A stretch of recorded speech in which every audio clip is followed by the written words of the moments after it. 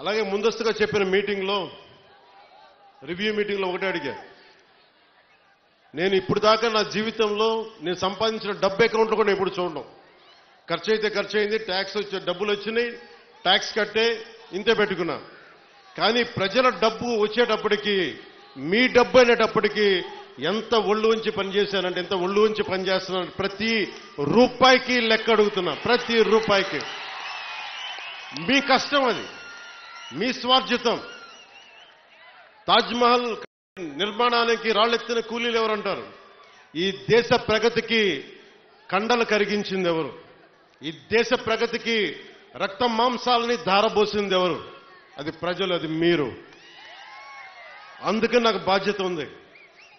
నేను మీకు ఈరోజు నేను చెప్తా ఉన్నాను, ఆ రోజున ప్రమాణ స్వీకారం చేశాను. మొన్న మన కార్యకర్తల సమావేశంలో ప్రమాణ స్వీకారం చేశాను. ఎమ్మెల్యేగా నేను ఈరోజు మళ్ళీ మీ ముందు ప్రమాణ స్వీకారం చేస్తున్నాను. పవన్ కళ్యాణ్ అనే నేను భారత రాజ్యాంగానికి కట్టుబడి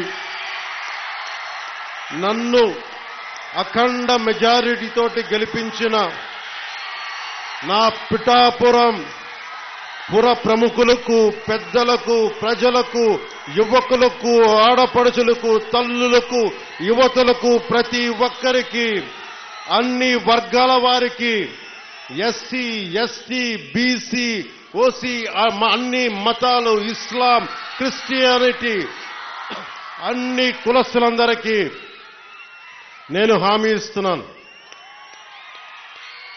మానవత్వాన్నే కాపాడుతాను, మీ అభ్యున్నతికే కష్టపడతాను.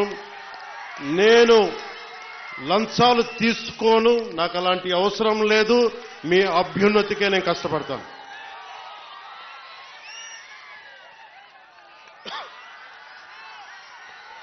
నేను చాలా రోజుల నుంచి మీకు చెప్తా ఉన్నా,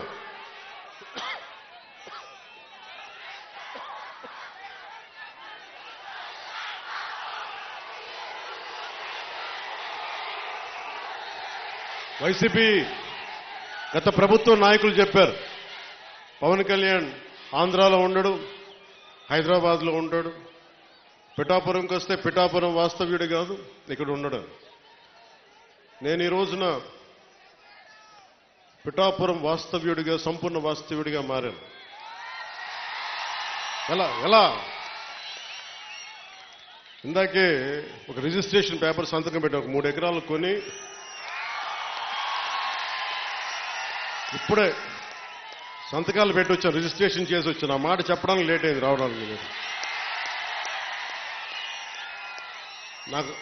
నాకు ఒక్కటే, నేను మీకు అండగా ఉండే వ్యక్తిని. నేను మీరు చూడండి, మీరు నాకు గుప్పిడంత గుండె బలం ఇస్తే నాకు, నేను హిమాలయ పర్వతాలనంత బలంతో, తేజస్సుతోటి మన కూటమికే అండగా, విజయానికే మేమందరం అండగా పనిచేస్తాం. మీరు ఇచ్చిన స్ఫూర్తి. మీరు యువత ప్రతిసారి నలిగిపోతా ఉన్నారు. మన వెళ్తా అన్నా మాకు ఉద్యోగాలు లేవు, ఐటీ పరిశ్రమలు తీసుకురా అన్నా, మాకు పరిశ్రమలు తీసుకురా. ఇందాకెళ్తే దారి పొడవునా మాకు నీళ్లు రావట్లేదు. పక్కనే కేంద్రం మనకి గ్రాండ్ పథకంతో వచ్చే నీటి పథకాలు ఉన్నా, కానీ పక్కనే 50 అడుగులు కూడా లేని పక్కనే ఉన్న గ్రామానికి నీళ్లు రావట్లా. వీటి వెనక కావాల్సింది అధికార యంత్రాంగాన్ని కొంచెం ప్రేమగా మాట్లాడి, బాధ్యతగా మాట్లాడి, గౌరవంగా మాట్లాడే పనిచేసే నాయకత్వం కావాలి. నేను అధికారులకి, మన నాయకులందరికీ ఒకటే చెప్పాను, నేను ప్రభుత్వ ఉద్యోగి కొడుకుని, ప్రభుత్వ ఉద్యోగులకి మేము గౌరవిస్తాం. నాయకులందరికీ చెప్పాను, మీరు ఎమ్మెల్యేలుగా గెలిచి అధికార యంత్రాంగం మీద జులుం ప్రదర్శిస్తే మటుకు క్రమశిక్షణ చర్యలు ఉంటాయి. అధికారులకి చాలా చాలా గౌరవం ఇవ్వండి.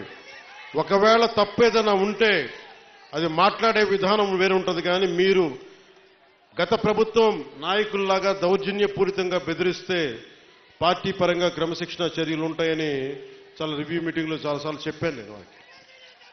ఎందుకంటే నోరు మంచిదైతే ఊరు మంచిదవుద్దు అంటారు. నేను ఒక అధికారి దగ్గరికి వెళ్ళి మీకు నీటి